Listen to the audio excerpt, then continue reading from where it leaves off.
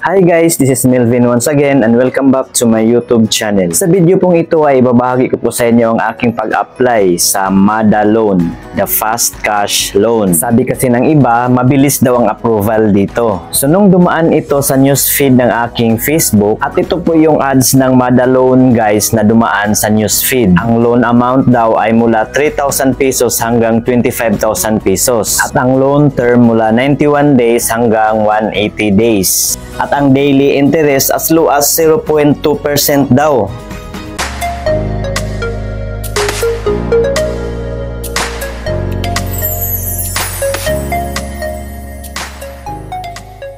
So nung dumaan ito sa aking newsfeed guys, ay hinanap ko agad ito sa Play Store at dinownload ang app nila. At nang hinanap ko ito sa Play Store ay nandito pa naman siya. At ito po yun guys. Retailer product po siya ng iFund Lending Corporation. So nung in-install ko na ito guys, at nang na-install na po siya, ay akin nang binuksan.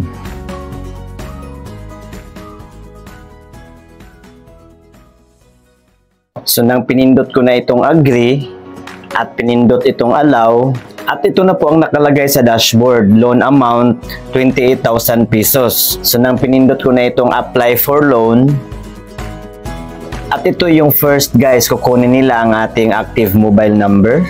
At nang nilagay ko na at binindot itong send, ay nag-send na po ng OTP ang MADA Loan sa aking mobile number na nilagay. At nang natapos na akong mag-fill up dito, ay pinindot ko na itong proceed.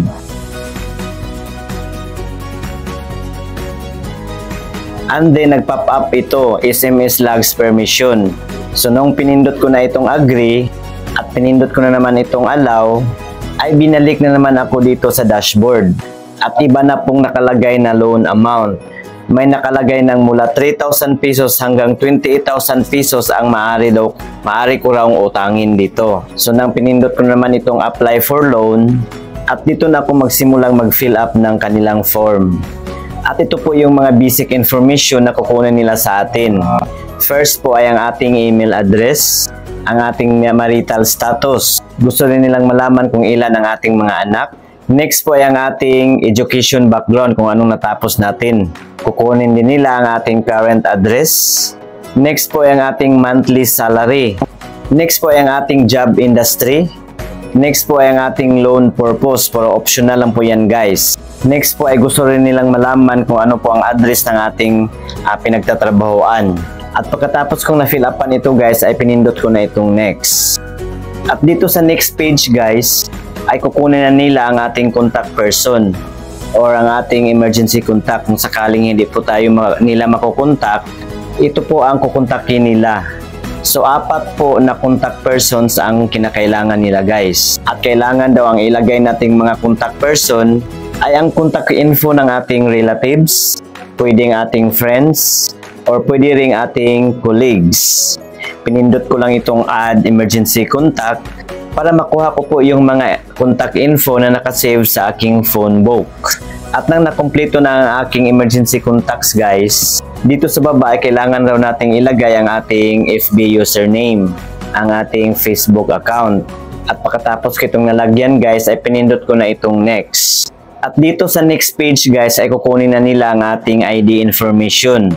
Kailangan natin pipicturean ang ating valid ID. At ito po yung mga valid ID na tinatanggap ng MADA Loan guys. UMID, SSS ID, GSIS ID, PRC ID, Passport, PhilHealth, Driver's License, Pag-ibig, Voter's ID at National ID. At ang sinabmit ko dito guys ay ang aking driver's license. So nang pinindot ko na itong photo, at itong album ang pinili ko guys. Kinuha ko na lang doon po sa aking phone gallery yung valid ID na pinicturan ko. Pwede rin namang pipicturan natin on the spot. I-click lang natin yung camera. At itapat lang natin yung ating valid ID dito sa frame. So nung in-upload ko ng aking valid ID guys, ay automatic na pong nakalagay ang aking driver's license ID number, ang aking kumpletong pangalan, ang aking kasarian, ang aking birthday na nakasulat doon po sa aking valid ID. So ang next ko na lang ginawa dito ay pinindot ko na lang itong next. At dito sa next page guys ay kukunin na nila ang ating withdrawal information, kung saan natin gustong i-transfer yung pera na uutangin natin dito kung sakaling ma-approve tayo. At ito po yung mga withdrawal channel na pagpipilian natin. Una, itong GCash. Pangalawa, itong bank transfer. At dito sa bank transfer guys, ito po yung mga bangko na pwede nating pag-transferan ng ating inutang dito. Pwede ring ilipat natin sa Maya, GrabPay, Mrelier, at RD Pawn Shop. At ang pinili ko po dito guys ay ang aking GCash account. And then nilagay ko po ang aking GCash account number dito. At mag-send ba ng verification code ang Madaloan sa ating GCash number. At pagkatapos kong na-fill upan ito guys, pinindot ko na itong confirm. At ayan po, kompleto na po ang aking withdrawal information. Ang next kong ginawa ay pinindot ko na itong next. And then nag-pop up ito guys, credit limit and evaluating.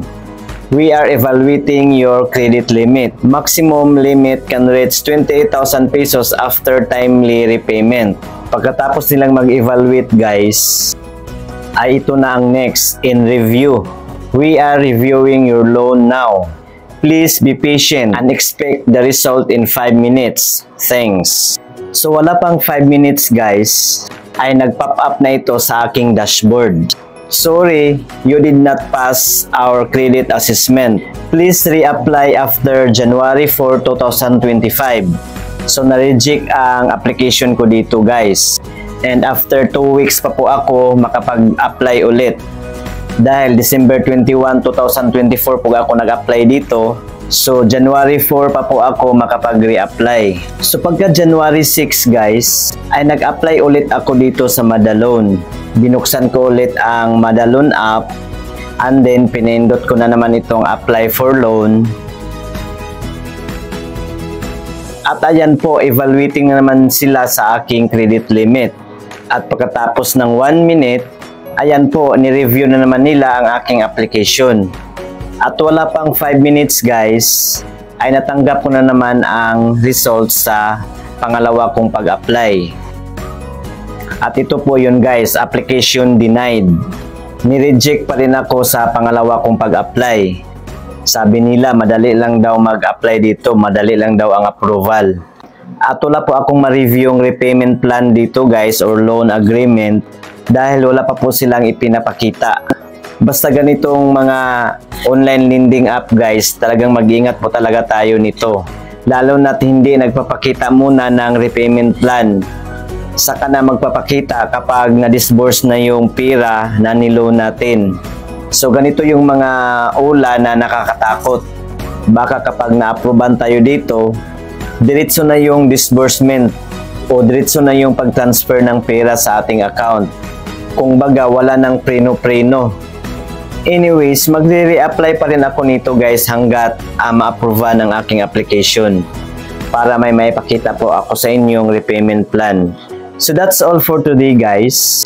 Don't forget to like and share this video at huwag rin kalimutang mag-subscribe at mag-follow sa aking page or sa aking YouTube channel for more reviews and tutorial videos. Maraming salamat sa panonood. God bless us all. Bye!